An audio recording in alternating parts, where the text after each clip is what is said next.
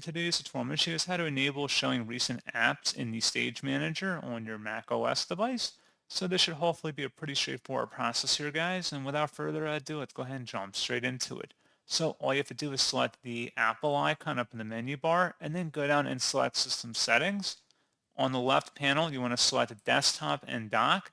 And then over here on the right, just scrolling down, there should be something that says Show Recent Apps in Stage Manager. Click inside that oval to toggle that on, and that's what you have to do. So pretty straightforward process, guys, and as always, thank you for watching. I do hope that I was able to help you out, and I do look forward to catching you all in the next tutorial. Goodbye.